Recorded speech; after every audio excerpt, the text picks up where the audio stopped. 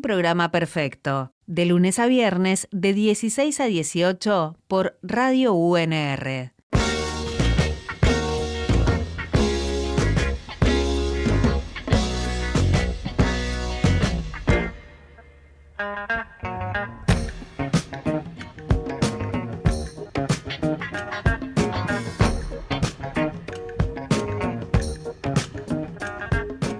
...22 de las 4 de la tarde y ya nos está acompañando Carlos Fernández Priotti, que es el autor del libro Historia del Ferrocarril Central Argentino 1902-1948. Va a estar acompañado en la presentación, que es en un ratito a las 5 de la tarde, con Rolando Maggi. Bueno, ambos muy vinculados al tema del ferrocarril y, bueno, a la Asociación Rosarina de Amigos del Riel, que es toda una institución que uno la menciona y ya sabe con quiénes se va a encontrar. Carlos, un placer recibirte aquí en el móvil y en el estudio, ¿eh? Gracias por la invitación y, bueno, auspicioso todo cómo está marchando lo de la feria. Sí, mucha gente, ¿no? Una movida linda y, bueno, la gente responde, nos está acompañando también el clima. Rosario nos dio un poquito de Por respiro. suerte. Tuvimos, lo decíamos la semana pasada, algunos días muy calurosos. Bueno, ¿qué podemos decir?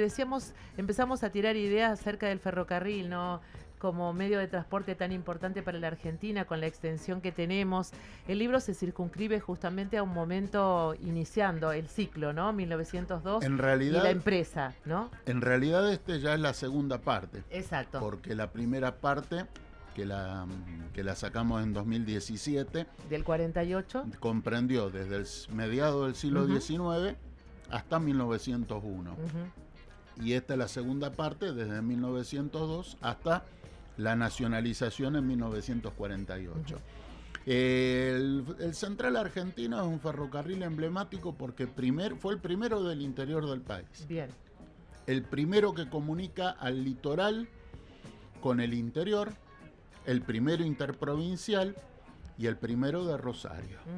Eso es multitrascendente para Rosario, para el interior y para el país. Por eso fue un desafío que afortunadamente lo podemos coronar hoy, de terminar redondeando la historia de la empresa, que fue una historia muy interesante porque tuvo toda una serie de vicisitudes atadas a muchos vaivenes que tuvo la historia nacional, la política, la economía, un montón de factores que algunos siguen incidiendo hoy, otros fueron cambiando, pero hacen a la historia y al desarrollo, especialmente del Rosario y de la región de la cual es cabecera Rosario. Sí, cuando decimos ferrocarriles, en general uno tira la idea de ferrocarril y dice, bueno, los ingleses tuvieron incidencia, ¿no? Bueno, ¿qué podemos decir de las características de esa empresa? Hablabas de un momento y cómo conectó, pero ¿qué características técnicas tenía? ¿Cuánta cantidad de, digamos, en distintas etapas, cuánta cantidad de rutas o de tramos líneas, tenía, sí, ¿no?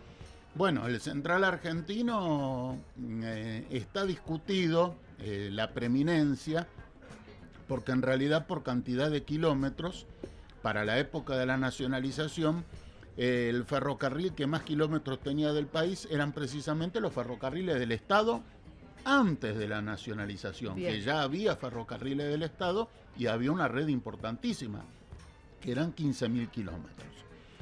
Entre los ferrocarriles privados, el Central Argentino estaba corriendo cabeza a cabeza con otra importantísima empresa, que también tenía cabecera en Buenos Aires, pero con el nombre ya lo dice todo, el Ferrocarril Sud, que se desarrollaba hacia el sur de Buenos Aires y también interesó a la parte norte de la Patagonia. Pero en la zona norte, el Central Argentino indudablemente fue el más importante. De hecho, cuando se hace la liquidación de cuentas en la nacionalización, la empresa que recibe más del pago que hace el Estado Nacional por todos los bienes es el Central Argentino, porque era la que estaba mejor capitalizada, tenía mejor material rodante. En total tuvo 6.000 kilómetros de red. Tengamos en cuenta que el país en esa época tenía 46.000 kilómetros de ferrocarriles, o sea que estamos hablando aproximadamente de una octava parte, un 13% del total de la red nacional. Pero con una gran importancia porque interesaba a las principales ciudades del país y del interior. Buenos Aires, Rosario, Córdoba, y después también Santa Fe, Santiago del Estero y Tucumán. Ajá. ¿La comunicación era de pasajeros o también se trasladaba Todo, carga? Era todo. Pasajeros, carga, correo, encomiendas. El ferrocarril estaba con todo obligado. Su potencial. Ajá. El ferrocarril estaba obligado, todos los ferrocarriles de servicio público estaban obligados por ley de concesión a realizar todo tipo de transportes. Carga, pasajeros, o sea, no podían negarse a transportar nada. Uh-huh. Y bueno, eso duró todo lo que duró el servicio ferroviario hasta que vino, el concesionamiento ahora en los años 90, que pasamos a un modelo en el cual se privilegia el transporte y un transporte bastante limitado, por cierto, lamentablemente. Carlos, me imagino que un libro, a esta altura, esta segunda parte que hable de los ferrocarriles es un poco hablar de una pérdida, ¿no?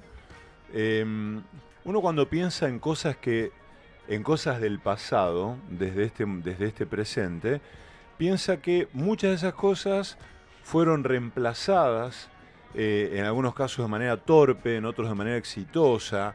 A veces cuando uno piensa en avances y en modernizaciones de la sociedad, piensa también en el elemento tecnológico, en cosas que han logrado optimizar tiempos, ganancias, administraciones. En este caso me imagino que no, que sería bueno que estén los ferrocarriles pujando en su funcionamiento. Y bueno, la pauta la tenés a nivel internacional. Fíjate, los países líderes del mundo, de cualquier lado que estemos hablando, fundamentalmente han invertido, siguen invirtiendo y tienen planes a futuro para seguir mejorando y en muchos casos ampliando su red ferroviaria. Nosotros decidimos tomar un camino distinto y lamentablemente estamos pagando las consecuencias. Bueno, esas son decisiones a nivel país que lamentablemente vamos a pagar y por muchos años. Me queda, uno ve las vías, ¿no? Tendidas, los sistemas, las estaciones a veces semi-abandonadas, convertidas en museos, en centros culturales. En el mejor de los casos. Exacto. ¿Se puede, con un despliegue de fantasía exacerbado, pensar en la recuperación de los ferrocarriles? Totalmente. Lo que pasa es que lamentablemente hemos pasado por una serie de administraciones nacionales, y de esto estoy hablando prácticamente casi sin excepción en los últimos 50, 60 y diría que hasta 70 años, en los cuales el ferrocarril fue objeto de permanente discusión porque se discutía, se le objetaba la pérdida que generaba el ferrocarril, que esa pérdida se produce en todos los países del mundo. Solo hay 1 o 2 países donde el ferrocarril, por una cuestión de escala de población, el ferrocarril es intrínsecamente superavitario. Después, en el resto de los países, los ferrocarriles no son superavitarios por una contabilidad del almacenero. Por supuesto, si al lado del ferrocarril tenemos rutas por las cuales el autotransporte, tanto de carga o de pasajero, no paga absolutamente nada de su mantenimiento, y el ferrocarril tiene que pagarse todo su mantenimiento y sus renovaciones, ahí tenemos una diferencia de costos que es abismal. Pero los países desarrollados han tenido eso en cuenta y lo toman como, por ejemplo, si habláramos el transporte interno de una fábrica. ¿A vos qué te interesa si vos tenés una fábrica? ¿Que el transporte interno de tu fábrica sea superavitario o te interesa que la fábrica en su conjunto sea superavitaria? Claro. Bueno, esa es una explicación por las cuales muchos países han apostado y siguen aportando fortísimamente a favor del ferrocarril, y otros, muchos, lamentablemente nosotros estamos dentro de esos, que han apostado al achicamiento y a la ruina del ferrocarril. Y bueno, así también nos está yendo, con cantidad de accidentes en las rutas, claro, con costos temas ambientales. Hace 70, 80 años atrás, el argentino pagaba por el litro de nafta el mismo precio, la nafta YPF, el mismo precio en La Quiaca que en la ciudad de Buenos Aires. eso de que nos acostumbramos a que la nafta es más barata en Buenos Aires y es más cara en lugares donde se extrae el petróleo que se usa para producir esa nafta, es una locura de los últimos 30, 40 años. Bueno, en parte eso tiene que ver el aumento desmedido de costos de movilidad, no solo de pasajeros, sino especialmente de las cargas, que ha tenido en conjunto el país, y precisamente desmereciendo al ferrocarril, que es el transporte de carga terrestre más eficiente. La única excepción son los oleoductos. Pero bueno, por los ductos solo podemos mandar ciertos productos. Bueno, todo lo demás sobre tierra al ferrocarril no hay con qué dar. Vos que venís siguiendo el tema y que este aporte del libro tiene que ver con la historia, digo, para el que nos está escuchando, quizás los más jóvenes que no recuerdan estas cuestiones, ¿qué momentos, digo, el libro o esta segunda parte del libro arranca de comienzo del siglo? Bueno, estos 100 años, hay como momentos bien marcados, ¿no? Marcadísimos. A ver. O sea, el punto donde los ferrocarriles privados pasaron de tener ganancias más o menos importantes a empezar a perder plata fue en la crisis de los años 30, que por un lado provocaron que se redujera mucho el transporte, precisamente por una cuestión de contracción de la economía, y por otra parte que en esa misma época el gobierno, acá ya estamos hablando de los gobiernos de la época de la década infame, priorizaron mantener a raya la desocupación construyendo rutas que pagaban los mismos usuarios de autotransporte y de ferrocarriles, porque también se le cobraba un impuesto a los ferrocarriles que se usaba para construir rutas, y las rutas se construían paralelas a las vías. Entonces se dio un caso en el que, aparte de los costos hundidos que tiene el ferrocarril, que el autotransporte no tiene, encima el Estado le construyó las rutas paralelas y le quitó tráfico. ¿Cuáles son las líneas? Perdón, sí, para dejarte el esquema. De ahí en adelante, ya desde la década del 30, después ya vino la guerra en el año 39, 40, 41, eso ya fue el golpe final. Ahí ya directamente las empresas privadas perdían plata. El Central Argentino, de hecho, que era una de las empresas más prósperas históricamente, ya durante la guerra directamente no es que salía derecho, perdía plata. Y por eso terminó el escenario que terminó. Al final de la guerra, y por una serie de condiciones en que también Gran Bretaña estaba muy mal económicamente, terminaron vendiendo los ferrocarriles. Y ojo, aclaro una cosa, el gobierno argentino, estamos hablando del gobierno después del 4 de junio del 43, no quería comprar los ferrocarriles privados. Quería armar una empresa mixta al estilo de lo que se hizo en Francia en el año 38, que se nacionalizaron los ferrocarriles privados, y fue una nacionalización pero muy paulatina, que solo se concretó después de 2 o 3 décadas. Fue algo progresivo, no fue que de la noche a la mañana los ferrocarriles se nacionalizaron de golpe. ¿Y por qué terminó comprándolos? O bueno, ¿cuáles fueron las condiciones para que eso suceda? Ahí metió la cola Estados Unidos, porque cuando se firma un convenio en 1946 para armar la empresa mixta de ferrocarriles, en el ámbito interno, la oposición al peronismo inicial dijo que no, que había que nacionalizar. ¿Quién fue uno de los diputados que más batió el parche con que había que nacionalizar? Frondizi, el que años después empezó el desmantelamiento ferroviario. No es casualidad, ¿eh? Y por el otro lado, Estados Unidos había justo también en el año 45-46 hecho un préstamo gigantesco a Gran Bretaña para recuperar su economía después del desastre de la guerra, y le obligó a que los bienes británicos en el exterior tenían que ser vendidos y repatriados a Gran Bretaña. Entonces ahí prácticamente el acuerdo que se firma en el 46, que era de nacionalización progresiva de los ferrocarriles, pero con una empresa mixta, pasó a una nacionalización de golpe. Pero fue obligado el gobierno, no fue porque quiso nacionalizar. Bueno, esa es una de las tantas leyendas que la explicamos ahí en el libro y damos orientación para que se entienda cómo realmente fue el proceso. Y para los más jóvenes, ¿qué pasó en el menemismo con los ferrocarriles? Y eso ya fue, o sea, el ferrocarril sufrió varias embestidas. Y en el medio tuvo algunos brotes de ligera recuperación. La primera gran embestida fue en el gobierno de Frondizi, 1960-61. Sí. En el año 68, en el gobierno de Onganía, hubo también cierre de ramales, que ya había habido en el de Frondizi, pero también se hizo una muy ligera reactivación o mejora de algunos otros servicios. Después el golpe demoledor fue el proceso a partir del año 76. De hecho, Rosario dejó de tener trenes locales de pasajeros en el año 1977.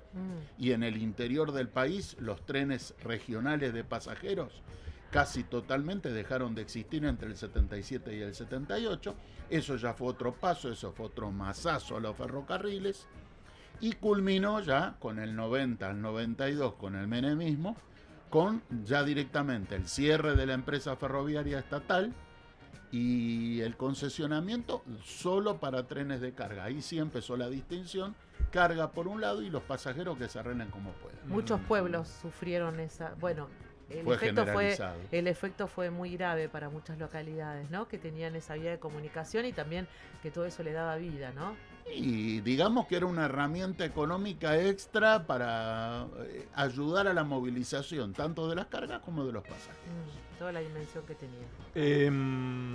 Cuando pensamos en la recuperación, ¿es una fantasía, una ilusión bañada de ingenuidad?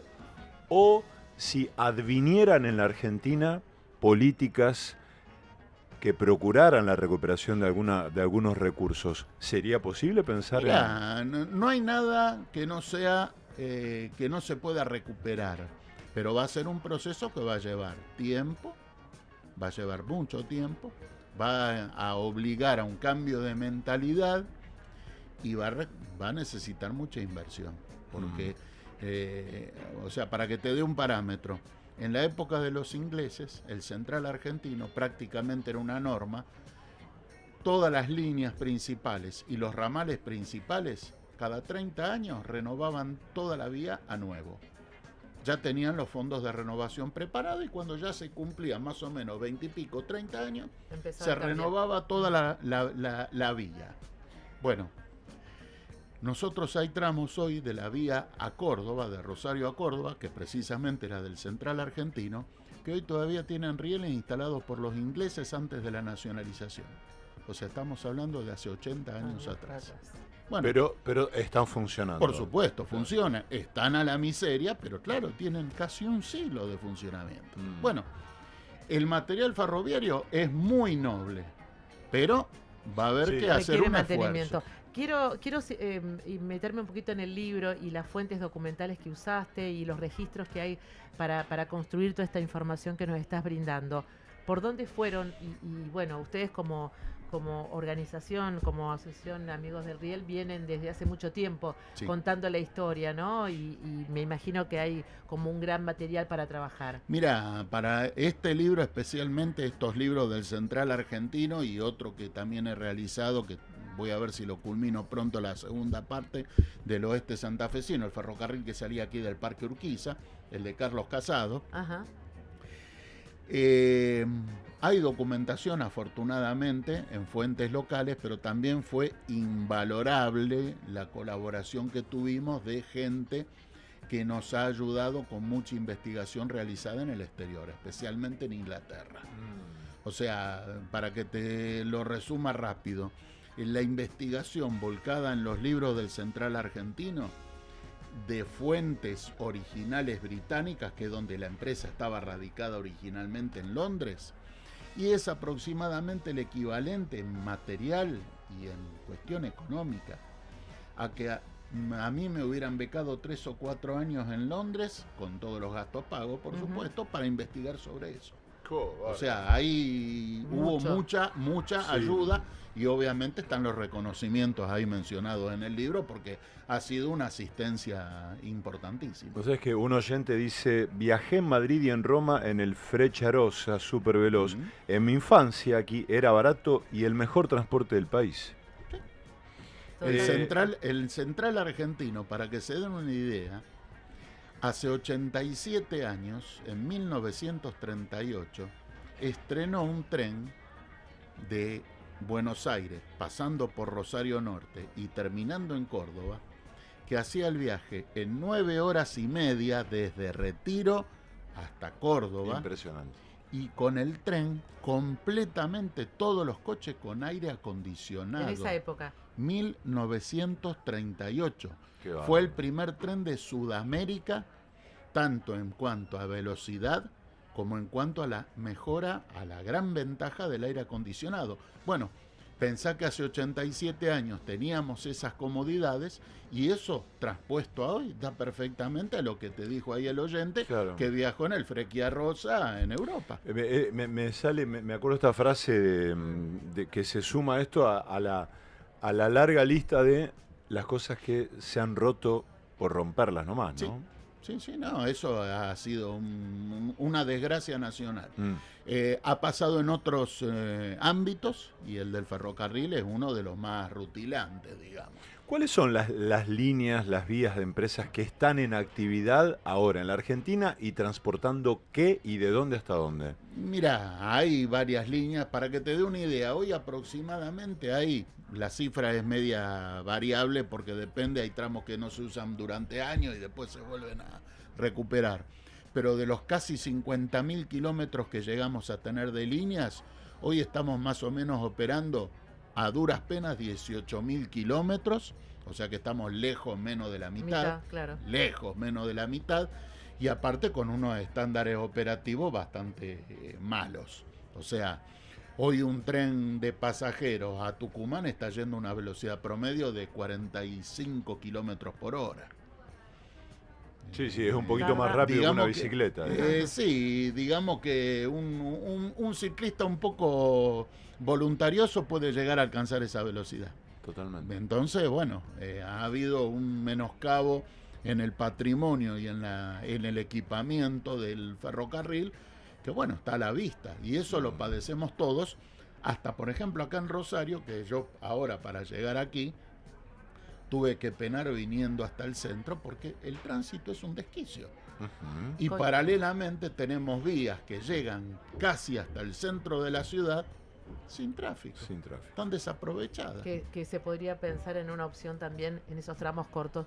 En la charla que tenemos no hemos tocado también, hablamos de los pasajeros, de lo que se transportaba en la línea, pero no hablábamos de un espacio que daba fuentes de trabajo, ¿no? Pensando justamente en los famosos galpones de Pérez, que fue una zona que dio tanto trabajo, para pensar todos los costados de Rosario fue el primer centro ferroviario fuera de Buenos Aires propiamente dicho, por lejos el centro ferroviario más importante de la Argentina.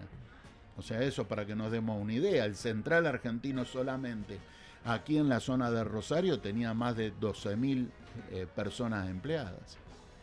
En talleres, en estaciones. En mantenimiento, como decía, toda la parte técnica y también lo que es la logística para pensar el servicio.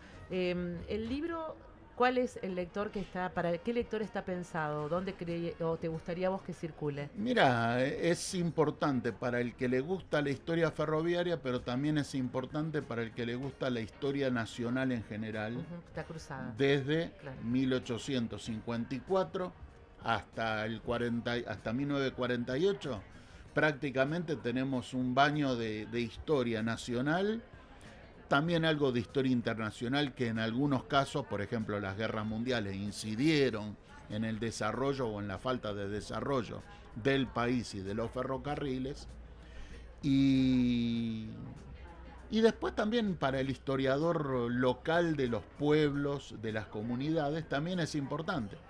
Porque el ferrocarril, al inicio, acá estamos hablando más de la primera parte de la historia, el tomo 1, el ferrocarril, había tan poca población en esta zona entre Rosario y Córdoba en la década de 1860 que directamente se le encomienda al ferrocarril también establecer colonias.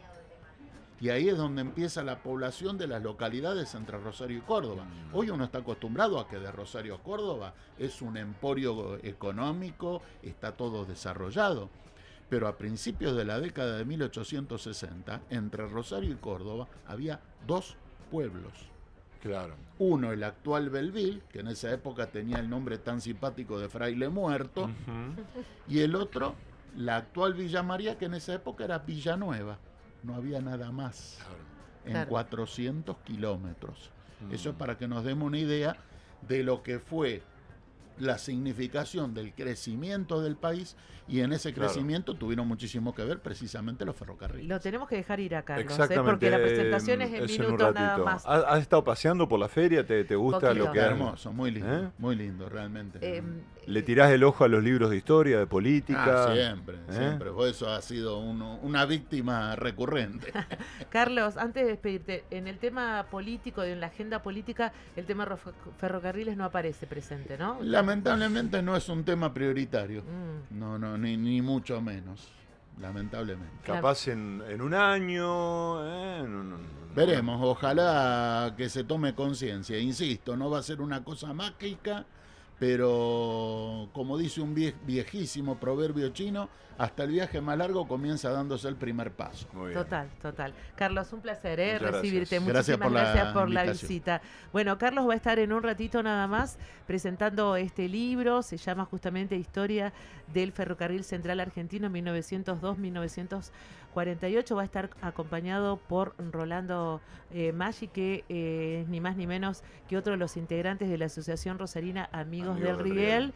Y esto va a ser a las 5 en el tercer piso, en el auditorio Angélica Gorodiller, Muy bien. aquí en la feria.